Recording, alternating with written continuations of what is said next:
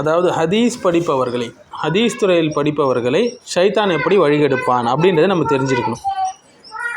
சில நபர்கள் பார்க்கலாம், அவங்க வாழ்க்கை முழுவதுமே ஹதீஸ்களை தேடி திரிவதில், மேலும் அதற்கான அறிவிப்பாளர்கள் தொடரை தேடி திரிவதில், இது போன்ற விஷயங்களை முழுமையாக அவங்க ஈடுபடுவாங்க. இது இரண்டு வகையாக இருக்குது. முதல் வகை அல்லாஹ்வுடைய தீனை பாதுகாக்க வேண்டும் என்ற எண்ணத்தோடு ஹதீஸ்களை தேடி திரிவது.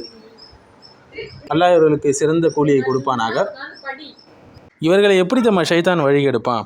இவர்கள் எந்த அளவுக்கு ஹதீஸ் துறை தேடுவதிலும் ஈடுபடுவாங்க என்றால், வாஜிபாத்துக்களை விடுற அளவுக்கு போயிடுவாங்க ஒரு கட்டத்தில். சிலர் சொல்லுவாங்க, அப்போ யஹ்யா இப்னு மயின், இப்னுல் மதினி, புகாரி, முஸ்லிம்லாம் தேடி தெரிந்தாங்களே. உண்மைதான், தேடி தேடி தேடி தெரிந்தார்கள், பதிவு செய்தார்கள். ஆனால் அவர்கள் ரெண்டுத்தையும் பேலன்ஸ் பண்ணாங்க. கல்வி படிப்பதையும் சரி, ஹதீஸ்களை தேடி பதிவு செய்வதும் சரி, ரெண்டுமே பேலன்ஸ் பண்ணக்கூடியவங்களாக இருந்தாங்க. ஆனால் இந்த காலத்தில் பார்க்கலாம், இவர்களை இரண்டாவது வகையினரை ஷைத்தான் எப்படி வழிகெடுத்தானா, அவர்கள் பெருமையாக சொல்லிக்கொள்ள வேண்டும், நான் இவர்கிட்ட ஹதீஸ் படித்தேன், அவர்கிட்ட ஹதீஸ் படித்தேன் என்று பெருமையாக சொல்லிக்கொள்கிற அளவுக்கு அவருடைய நியத்துகளை இது ஃபசாதாக்கி விட்டு விடுவான். மேலும் ஆட்சியாளர்கள் கையில் மாட்டி வச்சு விடுவான். இந்தமாரி ஆலிம்கள் ஆட்சியாளர்களிடம் போயிடும்போது அவர்களிடம் இருப்பதை அவர்கள் விரும்பிவிட்டு சத்தியத்தை மறைத்து விடுவார்கள், சத்தியத்தை உறக்க பேச மாட்டார்கள்.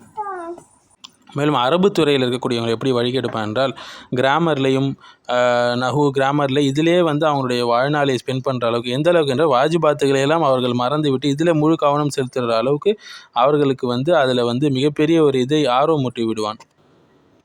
மேலும் கவிதை படிப்பவர்களை, ஷுஆராக்களை எப்படி அவன் வழிகெடுப்பான் என்றால்,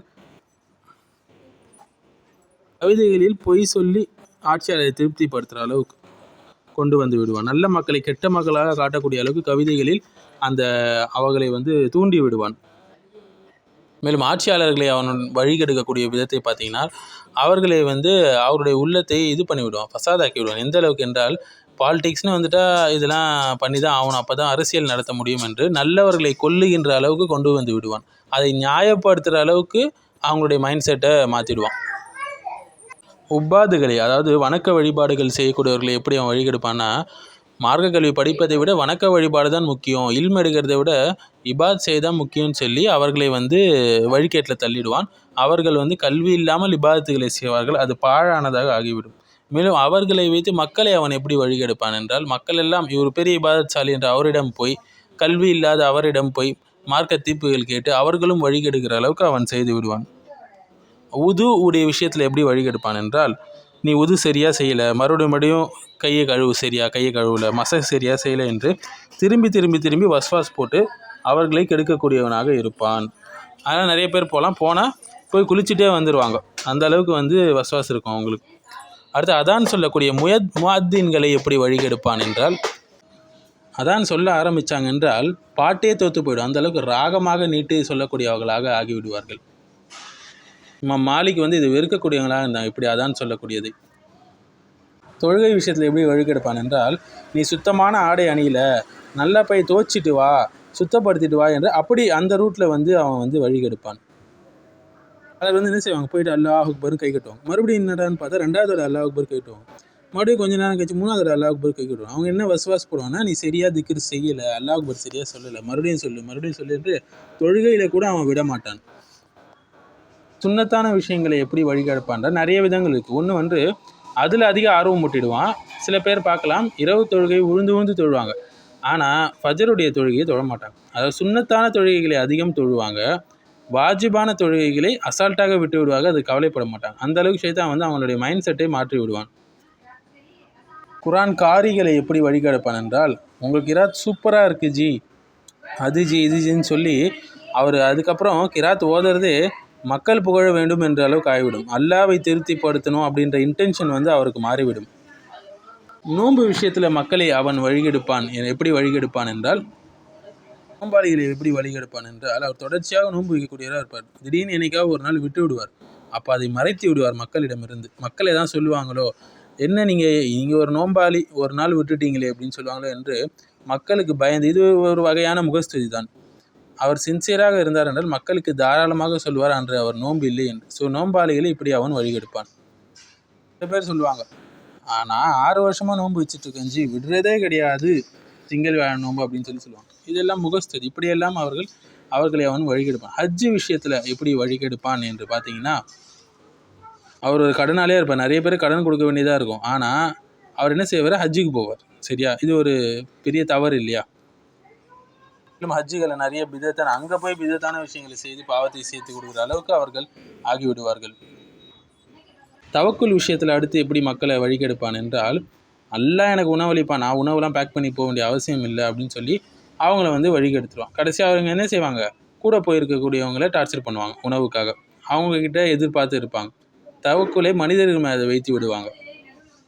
ஒருத்தர் இமாம் முஹம்மது இப்னு ஹம்பல்கிட்ட வந்து சொல்கிறாரு, நான் மக்காவுக்கு போகணுன்னு ஆசைப்பட்றேன், ஹஜ்ஜி செய்கிறதுக்காக உணவு எடுத்துகிட்டு போகாமல் போகணுன்னு ஆசைப்பட்றேன் அப்படின்னு சொல்லி சொல்கிறார். அப்போ இமாம் அஹமது அவர்கள் சொல்கிறாங்க, அப்போ நீ வந்து என்ன சொல்கிறாருன்னா, முழுமையாக அல்லாஹ் மேலே தவக்குல் வச்சு போகணும், உணவுலாம் எடுத்துகிட்டு போகாமல் அப்படின்னு சொல்லி சொல்கிறார். அப்போ அவர் என்ன சொல்கிறாருன்னா, இமாம் அஹமது சொல்கிறாங்க பாருங்க அழகாக, அப்போ நீ தனியாக தான் போகணும், யாரையும் கூட இட்டுட்டு போகக்கூடாது அப்படின்னு சொல்லி சொல்கிறான். அப்போ அந்த மனிதன் சொல்கிறான், நான் வந்து இல்லையே, நான் கூட இட்டுட்டு தான் போவேன் அப்படின்னு சொல்கிறான். அப்போ இமாம் அஹமது சொல்கிறாங்க, அப்போ உன்னுடைய தவக்குல் வந்து மனிதர்கள் மேலே மாறிவிட்டது, அவங்க உணவு எடுத்துகிட்டு வந்துடுவாங்க, நம்ம எடுத்துகிட்டு போக வேண்டாம் அப்படின்னு சொல்லிட்டு. அடுத்தது, ஜிஹாத் செய்யக்கூடிய வீரர்களை எப்படி அவன் வழிகெடுப்பான் என்றால், மற்றவர்களுக்கு தன்னை ஒரு வீரனாக காட்ட வேண்டும் என்று அவங்க என்ன செய்வாங்க, ஜிஹாதில் ஈடுபடக்கூடியவங்களாக இருப்பாங்க. அல்லாஹ்வுடைய திருப்தியை நாடாமல் அப்படி இருப்பாங்க. அடுத்து ஜுஹாதுகளை எப்படி அவன் வழிகெடுப்பான், அதாவது உலகப்பற்றின்மை உடையவர்களாக இருக்கக்கூடியவர்கள் எப்படி வழிகெடுப்பான் என்றால், மார்க்க கல்விலாம் படிக்க தேவையில்ல, இபாதத் தான் முக்கியம், ஜுஹூதாக இருக்கிறது தான் முக்கியம் என்று அந்த ரூட்டில் போய் அவங்கள வழிகெடுத்து விடுவான். கொஞ்சம் எக்ஸ்ட்ரீம் போக வச்சுருவான். எந்த அளவுக்கு என்றால், ரொட்டியே நான் தொட மாட்டேன், சாப்பிட மாட்டேன், குளிர்ந்த நீரே குடிக்க மாட்டேன், இனிமேட்டு பழங்களே சாப்பிட மாட்டேன்ற இவங்களா சில விதிகளை ஏற்படுத்தி தங்களை கஷ்டப்படுத்தி கொள்கிற அளவுக்கு அவங்களை வந்து வழிகேட்டில் தள்ளிவிட்டு விடுவான். கிராத்துகளை படிக்கக்கூடியவர்களை அவன் எப்படி வழிகெடுப்பான் என்றால், நல்ல ஷாத்தான கிராத்துகளை படிக்கக்கூடிய ஆர்வம் ஊட்டுவான். அதை வந்து என்ன செய்வாங்க, அவங்க வந்து மக்களிடம் ஓதி காட்டுவாங்க. எந்த அளவுக்கு என்றால், சில பேர் வந்து சஜ்ஜாவுடைய வசனத்தை மட்டுமே தேர்ந்தெடுத்து ஓடுவாங்க. ஒரே இதில் வந்து 3-4 சஜ்ஜா திலாவத் செய்வார்கள் ஒரே தொழுகையில்.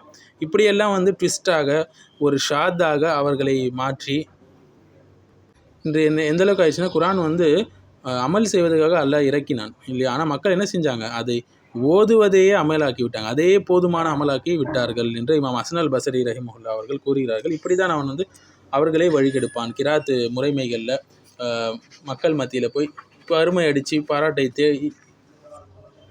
தேடுபவர்களாக அவர்களை ஆக்கி விடுவான்.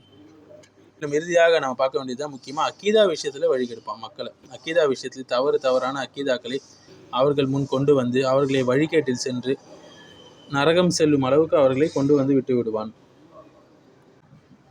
இப்படி தான் அவனுக்கு வந்து பல ஆயிரம் வருஷங்களாக எக்ஸ்பீரியன்ஸ் இருக்குங்க.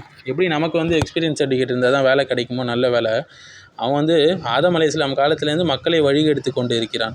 ஸோ அவனுக்கு நல்ல எக்ஸ்பீரியன்ஸ் இருக்குது, யாரை எப்படி வழிகெடுக்கணும், இவனை பணத்தால் வழிகெடுக்கணும், இவனை பெண் மோகத்தினால் வழிகெடுக்கணும், இவன் பதவி ஆசையால் வழிகெடுக்கணும்னு சொல்லி நல்ல எக்ஸ்பீரியன்ஸ் சர்டிஃபிகேட்டோடு இருக்கிறான். அப்போ நம்மளுடைய கல்வியை மேம்படுத்தி கொள்ள வேண்டும். நம்ம கல்வியை மேம்படுத்தி கொண்டால் தான் அவனுடைய சூழ்ச்சிகள்லேருந்து நம்ம பாதுகாப்பு பெற முடியும். எப்படி அல்லாஹ்வை பற்றி படிப்பது தெரிந்து கொள்வது வாஜிபோ, அதேமாதிரி அல்லாஹ்வை விட்டு எதெல்லாம் தூரமாக்குமோ அதையெல்லாம் படிப்பது நமக்கு கடமையான ஒரு விஷயமாக இருக்குது. இப்போ ஷைத்தானை பற்றி நம்ம அதிகம் படிக்க வேண்டும். சிறந்த நிறைய நூட்கள் இருக்குது. அதில் ஒரு நூட்கள் பார்த்திங்கன்னா தல்பீஸ் இப்லீஸ், அதாவது ஷைத்தானின் ஊசலாட்டங்கள் சொல்லி இமாம் இப்னுல் ஜவுசி அவங்க எழுதுனது நல்ல ஒரு எக்ஸ்டென்சிவான ஒரு நூல்.